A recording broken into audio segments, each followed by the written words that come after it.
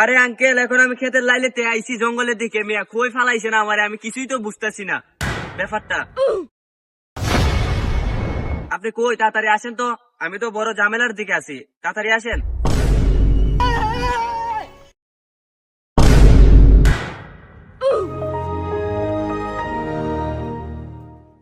আমরা হইলাম এলাকার টপ সিনিয়র, আমরারে না দিয়া তুই এলাকায় দান্দা করে লাবি? হ্যাঁ, এটা কোনো কথা? এ টাকাটা দে। ভাই, এটা কি ধরনের কথা হইলো?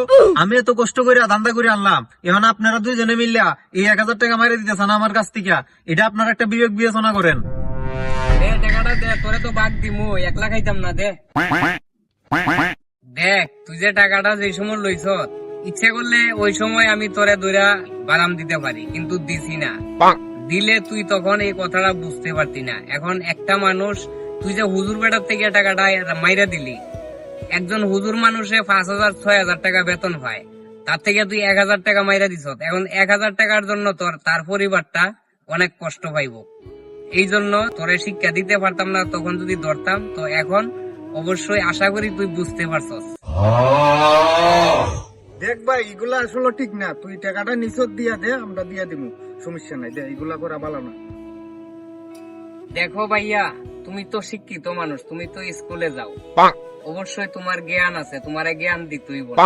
তো এগুলা করা কিন্তু ভালো না। টাকাটা আমার কাছে দেও, আমি একটা মীমাংসা করি, ঠিক আছে? আরে ভাই, আমি শিক্ষা করতে পাইমু? আমি তো কোনদিন স্কুলের বারান্দা তো যাই নাই। আর শিক্ষকের কথা কইতেছ, এই টাকা তোমরা কোনদিনই পাইবা না। এই টাকা এটা আমার।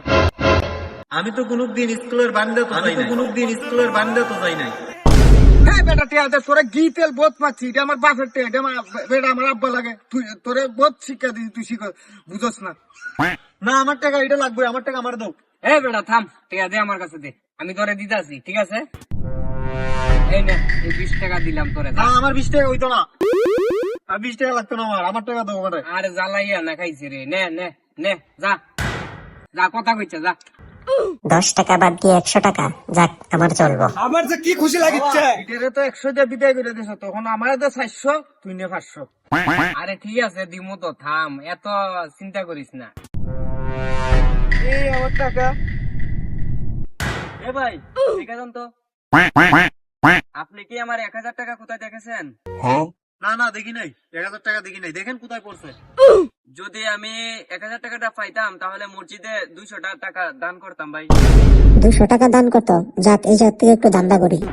ঠিক আছে, তাইলে আপনার মসজিদে 200 টাকা দান করা লাগতো না। আপনি আমার 100 টাকা দেন, আমি আপনার টাকা বাই করে দিতেছি। ওকে ভাই, দিতেছি। এই নাও ভাইয়া। ঠিক আছে, চলো।